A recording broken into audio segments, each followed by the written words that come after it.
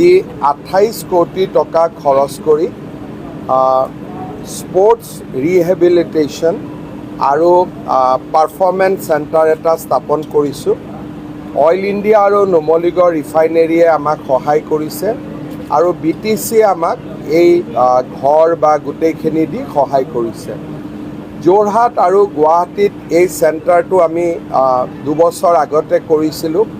25,000 session already 2টা চেণ্টাৰতে complete হৈছে আৰু এই চেণ্টাৰত প্ৰশিক্ষণ লোৱাৰ পিছত 100জন প্লেয়াৰ্ছে নেশ্যনেল লেভেলত মেডেল পাবলৈও সক্ষম হৈছে। কোকৰাঝাৰ যিহেতু অসমৰ এখন ক্ৰীড়াৰ দৃষ্টিভংগীৰে খুব আগৰণুৱা জিলা, মই ভাবোঁ যে কোকৰাঝাৰত এই চেণ্টাৰটো স্থাপন হোৱাৰ লগে লগে খেলুৱৈসকলৰ ফিজিকেল ৰিকুৱাৰমেণ্ট, ৰিহেবিলিটেশ্যন ৰিকুৱাৰমেণ্ট আৰু ইঞ্জুৰি মেনেজমেণ্ট এই গোটেইখিনিতে যথেষ্ট সহায়ক হ'ব।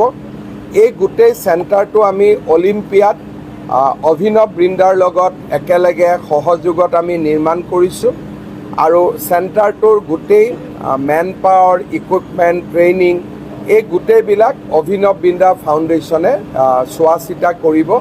কোকৰাঝাৰৰ কাৰণে ই এক অনন্য উপহাৰ। ইণ্ডিয়াৰ কোনো ষ্টেটতে ইমান এডভান্স স্পৰ্টছ ৰিহেবিলিটেশ্যন চেণ্টাৰ নাই, ইঞ্জুৰি মেনেজমেণ্ট চেণ্টাৰ নাই। This is a unique gift আৰু মই ভাবোঁ যে কোকৰাঝাৰৰ ক্ৰীড়াবিদসকলে, স্পৰ্টছ পাৰ্চনসকলে নিশ্চয় এইটো ইউজ কৰিব আৰু লাভৱান হ'ব। টেণ্ডাৰ চলি আছে, এই বছৰতে কাম আৰম্ভ হৈ যাব। 125 কোটি। 3 বছৰ লাগিব। স্যাৰ, আপোনাৰ কাৰ্যকালতে বহু খেলুৱৈ আন্তঃৰাষ্ট্ৰীয় সুনাম কৰিবলৈ সক্ষম হৈছিল। ভৱিষ্যতে ক্ৰীড়াক লৈ স্যাৰ বিশেষ কিবা পৰিকল্পনা আছে? এতিয়াতো আৰু বেছি ভাল হ'ব। এতিয়া আমাৰ টাৰ্গেট লৈছোঁ যে 2000 হোষ্টেল কৰা। খেল মহাৰণ বা গ্ৰাউণ্ড লেভেল কেম্পেইনত আমি যিমান প্লেয়াৰ দেখা পাম তেওঁলোকক আমি চৰকাৰী খৰচত হোষ্টেলত ৰাখিম, ট্ৰেইনিং কৰাম আৰু এটা আমাৰ লাৰ্জ প্লেনিং এটা আমি কৰিছোঁ আৰু এইবাৰ বাজেটত তাৰ বিষয়ে এনাউন্সো হৈছে।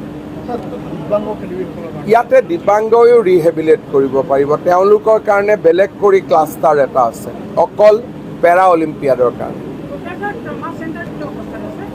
মেডিকেল কলেজতে কৰিব লাগিব, বহুতকেইটা চেণ্টাৰটো চলাব নোৱাৰি। মই চেক কৰি দিম কিয় পৰি আছে বুলি। হ'ব।